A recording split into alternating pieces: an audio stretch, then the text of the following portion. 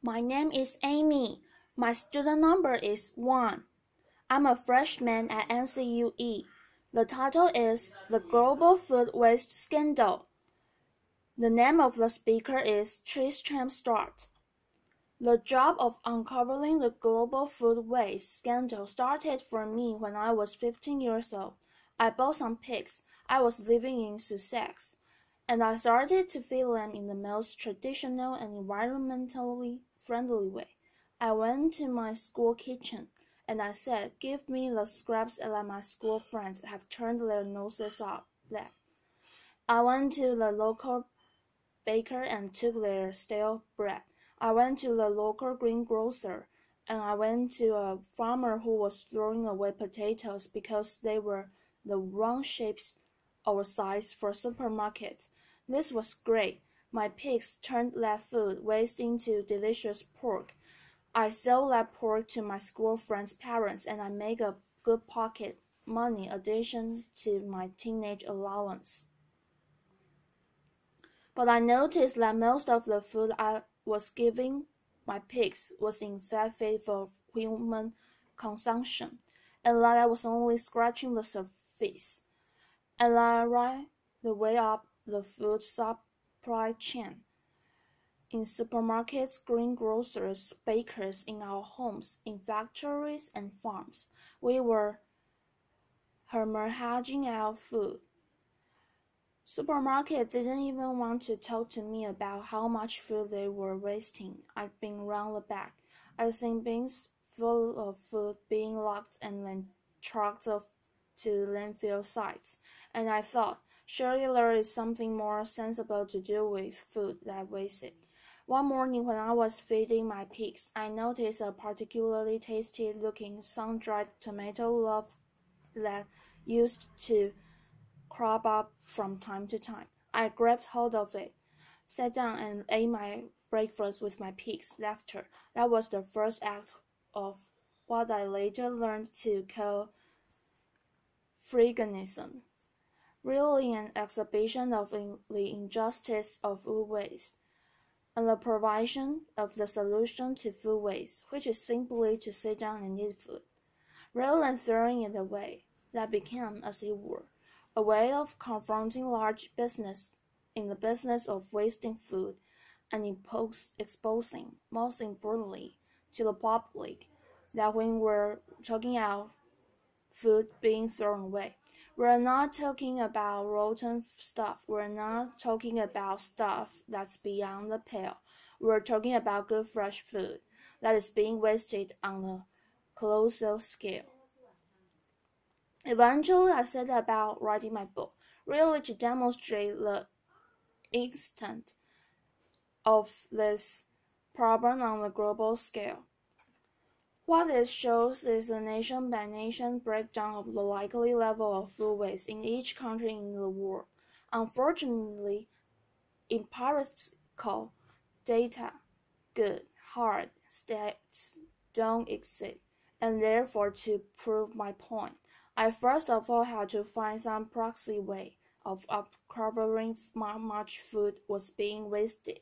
So I took the food supply of every single country and I compared it to what was actually likely to be consumed in each country.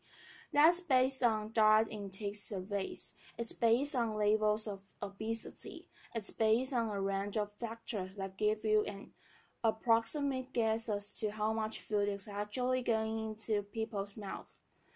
That bright line in the middle of that table is the likely level of consumption with an allowance for certain levels of inevitable waste.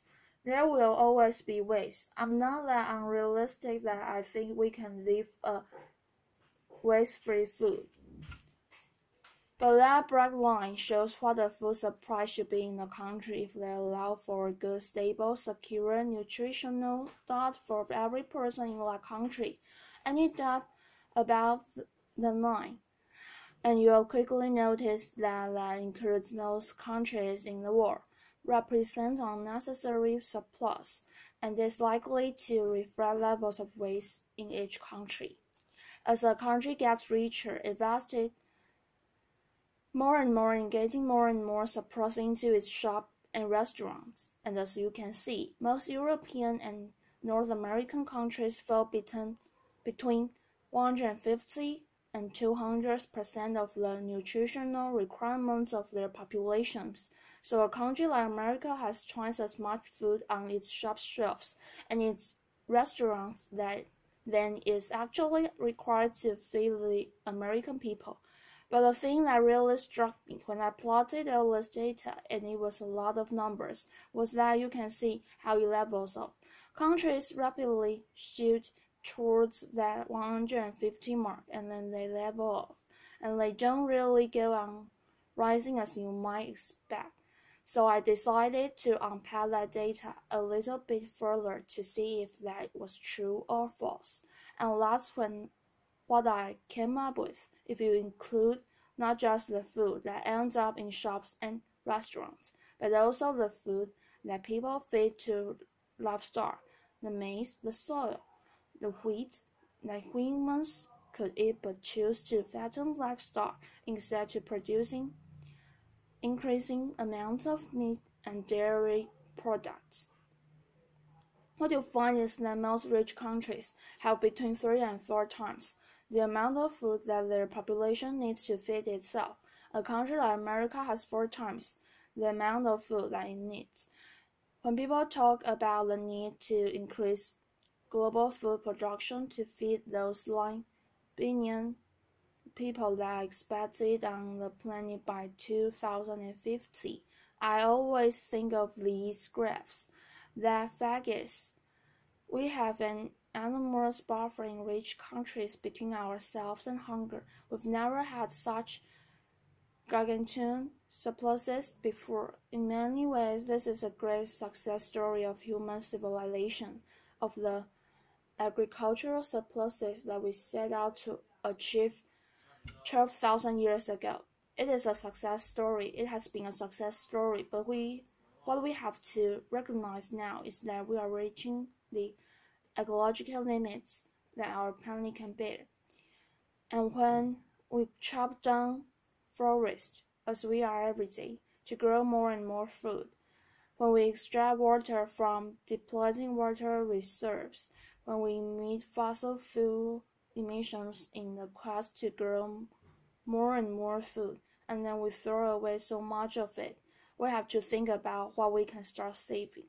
And yesterday, I went to one of the local supermarkets that I often visit to inspect, if you like, what they're throwing away. I found quite a few packets of biscuits, amongst all the fruit and vegetables and everything else that was in there. And I thought, well, this could serve as a symbol for today. So I want you to imagine that these 9 biscuits that I found in the bin represent the global food supply, okay?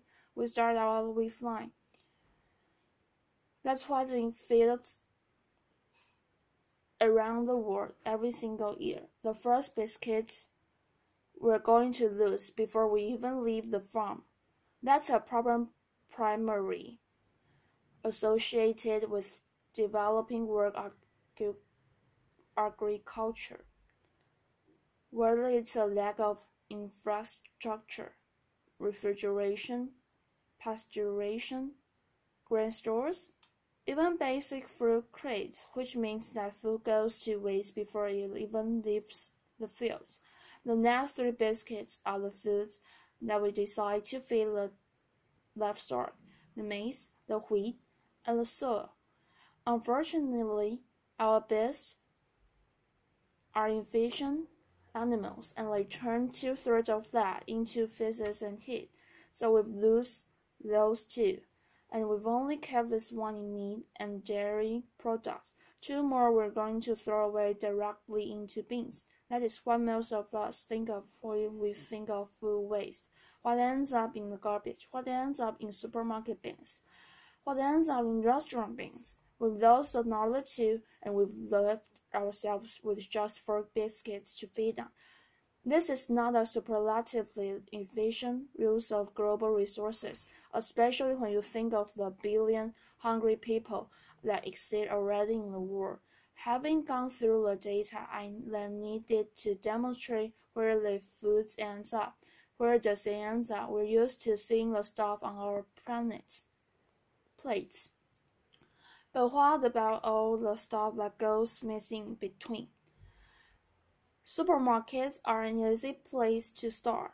This is the result of my hobby, which is unofficial bin inspections. Left to strange you might think, but if you could rely on corporations to tell us what they were doing in the back of their stores, we wouldn't need to go sneaking around the back, opening up bins, and having a look at what's inside. But this is what you can see more or less on every street corner in Britain, in Europe, in North America. It represents a colossal waste of food. But what I discovered whilst I was writing my book was that this very evident abundance of waste was actually the tip of the iceberg. When you start going up the supply chain, you find where the real waste food is happening on a gargantuan scale.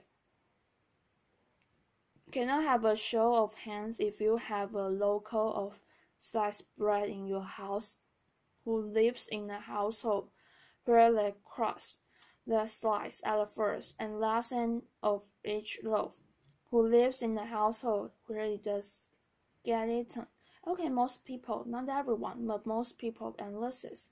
I'm glad to say what I see across the world, and yet, has anyone seen a supermarket or sandwich shop anywhere in the world that serves sandwiches with crust on it? That I certainly haven't. So I kept on thinking, where do those crusts go? This is the answer. Unfortunately, 13,000 slices of fresh bread coming out of this one single factory every single day. Fresh bread. In the same year that I visited this factory, I went to Pakistan, where people in 2008 were going hungry as a result of a squeeze on global food supplies. We contribute to that squeeze by depositing food in bins here in Britain and elsewhere in the world. We take food off the market shelves that hungry people depend on. One step up and you get to farmers who throw away sometimes a third or even more of their harvest because of cosmetic standards. This farmer, for example, has invested £16,000 in growing spinach, not one leaf of which he harvested, because there was a little bit of grass growing in amongst it. Potatoes that are cosmetically imperfect, all going for pigs. Parsnips that are too small for supermarket specifications. Tomatoes in Tenerife, oranges in Florida, bananas in Ecuador, where I visited last year, all being discarded. This is one day's waste from one banana plantation in Ecuador, all being discarded, perfectly edible, because they're the wrong shape or size. If we do that to fruit and vegetables, yeah, then you can do it to animals too. Liver, lungs, heads, tails, kidneys, testicles. All of these things, which are traditional, delicious, and nutritious parts of our gastronomy, go to waste. Although consumption has helped the Britain and America in the last 30 years, as a result, the stuff gets fed to dogs at best or is incinerated. This man in Kashgar, Xinjiang province, in western China, is serving up his national dish. It's called sheep's organs. It's delicious. It's nutritious. And as I learned when I went to Kashgar, it symbolized that taboo against food waste. I was sitting in a roadside cafe. A chef came to talk to me. I finished my bowl, and halfway through the conversation, he stopped talking and he started throwing into my bowl. I thought, my goodness, what taboo have I broken? How have I insulted my host? He pointed at 3 grains of rice at the bottom of my bowl, and he said clean laughter. I thought, my God, I go around the world telling people to stop wasting food. This guy has thrashed me at my own game, laughter. But it gave me faith. It gave me faith that the people do have the power to stop this tragic waste of resources if we regard it as socially unacceptable to waste food on a colossal scale if we make noise about it. Tell corporations about it. Tell government we want to see an end to food waste. We do have the power to bring out that change. Fish. 40 to 60% of European fish are discarded at sea. They don't even get landed in our homes. We've lost touch with food. This is an experiment I did on 3 lettuces. Who keeps lettuces in their fridge? Most people. The one on the left was kept in a fridge for 10 days. The one in the middle on my kitchen table, not much difference. The one on the right I treated like cut flowers is a living organism. Cut the slice off, stuck in the vase of water. It was all right for another 2 weeks after this.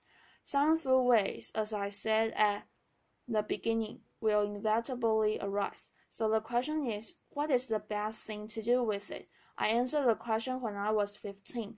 In fact, humans answered the question 6,000 years ago. We domesticated pigs to turn food waste back into food. And yet in Europe, that practice has become illegal since 2001 as a result of the food and mouth outbreak. It's unscientific, it's unnecessary. If you cook food for pigs, just as if you cook food for humans, it is rendered safe. It's also a massive saving of resources. At the moment, Europe depends on importing millions of tons of soy from South America, where its production contributes to global warming, to deforestation, to biodiversity loss, to feed livestock here in Europe. At the same time, we throw away millions of tons of food waste, which we could and should be feeding them. If we did that and fed it to pigs, we would save the amount of carbon. If we feed our food waste, which is the current government's favorite way of getting rid of food waste, to anaerobic digestion, which transfers waste into gas to produce electricity, you save a paltry 448 kilograms of carbon dioxide per ton of food waste. It's much better to feed it to pigs. We knew that during the war. Laughter. A civil line. It has kicked off globally. The quest to tackle food waste, feeding the 5,000 is an event I first organized in 2009. We fed 5,000 people all on food that otherwise would have been wasted. Since then, it's happened again in London. It's happening internationally and across the country. It's a way of organizations coming together to celebrate food, to say the best thing to do with food is to eat and enjoy it, and stop wasting it, for the sake of the planet we live on, for the sake of our children, for the sake of all the other organisms that share our planet with us. We are a terrestrial animal, and we depend on our land for food. At the moment, we are trashing our land to grow food that no one did. Stop wasting food. Thank you very much. Applause, applause.